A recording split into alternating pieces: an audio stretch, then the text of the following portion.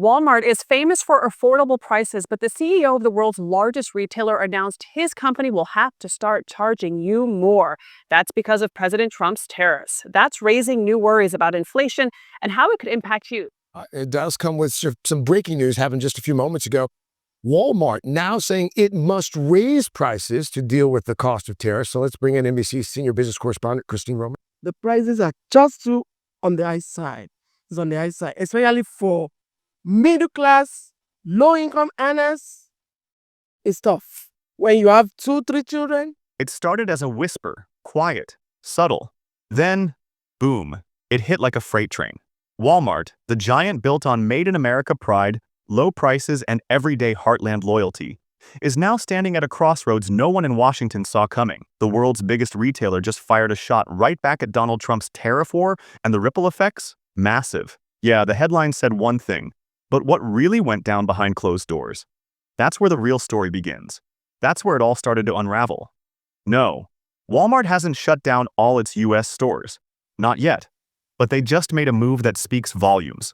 A pivot, a shift, and a loud, clear message aimed straight at Trump. Your tariffs are draining us, and we're not waiting around anymore.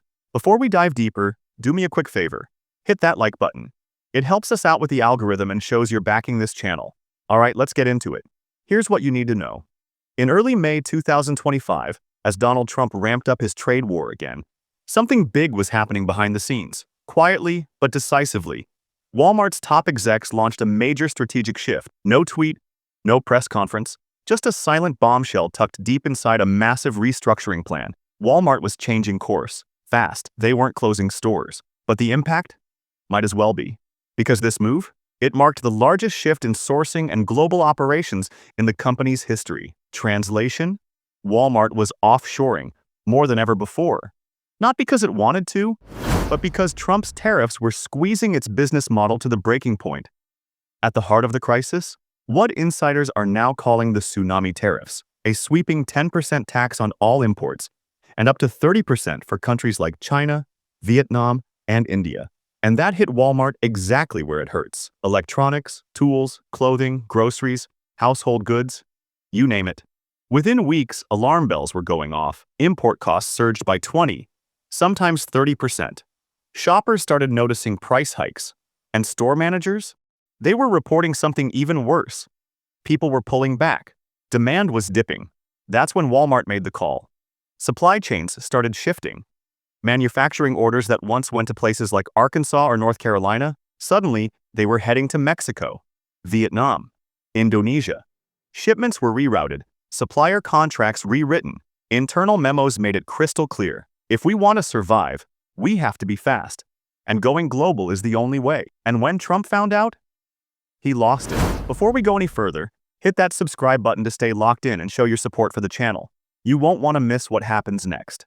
Multiple sources confirmed that, in a closed-door meeting, Trump erupted, accusing Walmart of betraying the American people. He threatened to revoke federal contracts, called for a nationwide boycott, and even floated the idea of launching an investigation into the company for being disloyal to U.S. workers. The outburst was so extreme that aides reportedly had to calm him down before his next public appearance. But by then, the damage was done. For the first time in its modern history, Walmart had openly defied a Republican president, and not just any president. This was the man who promised to bring jobs back, who built his brand on America First, now standing face-to-face with the economic crisis he helped create. And Walmart's financials tell the real story. First quarter profits came in below expectations. Analysts had predicted modest gains. Instead, Trump's tariffs punched a hole straight through the bottom line.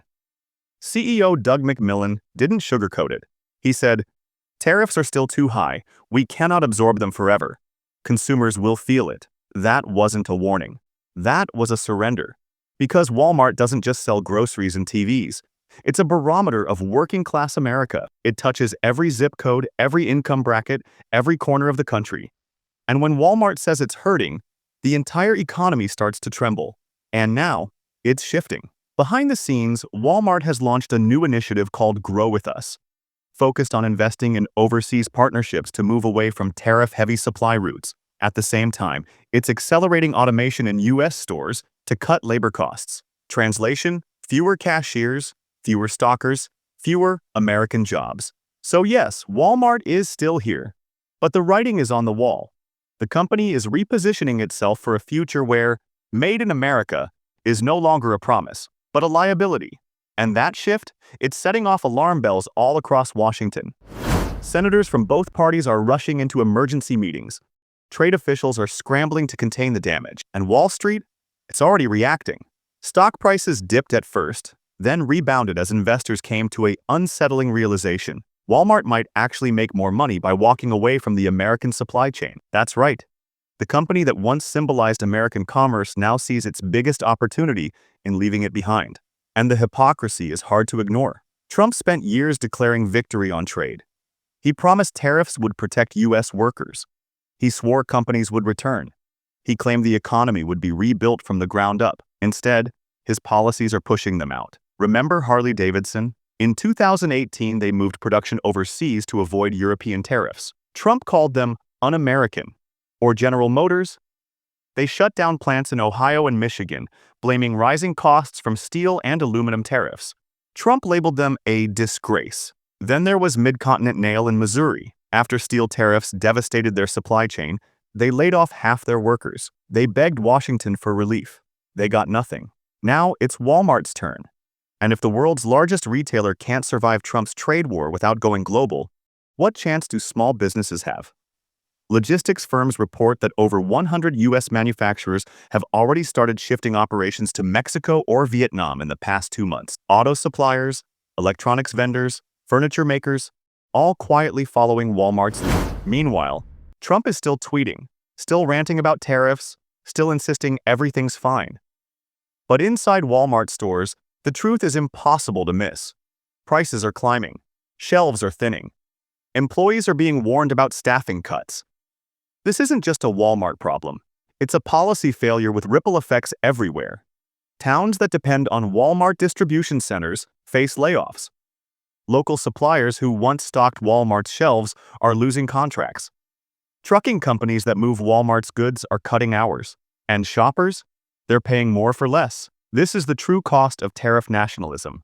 It doesn't create jobs. It chokes them out.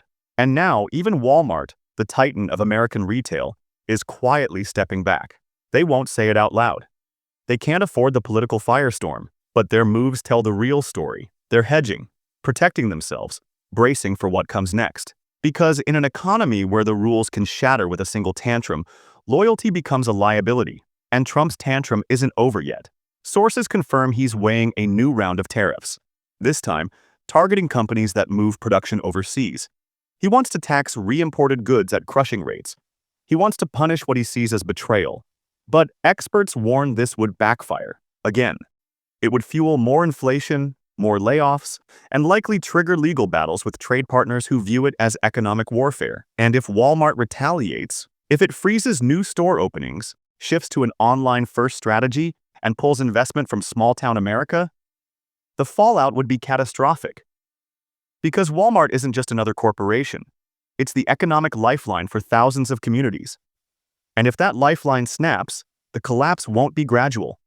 It'll be instant. This is the reckoning. The moment when the myth of economic nationalism crashes into the reality of global capitalism. When slogans meet supply chains, when politics meets price tags, and when the people who believe the promises are left holding the bill. Trump's tariffs were supposed to bring jobs home. Instead, they've pushed America's largest employer to look beyond America. The tantrum was thrown. The damage is done. And from the White House? Nothing but silence. That's all for today, but the conversation isn't over. Let me know in the comments. Do you think Walmart's move will trigger a domino effect? And what's the real cost of these trade wars for your community? Smash that like button if you learned something new. Subscribe for more hard-hitting economic deep dives. Hit the bell so you never miss a breakdown. Stay curious, stay informed. We'll see you in the next one.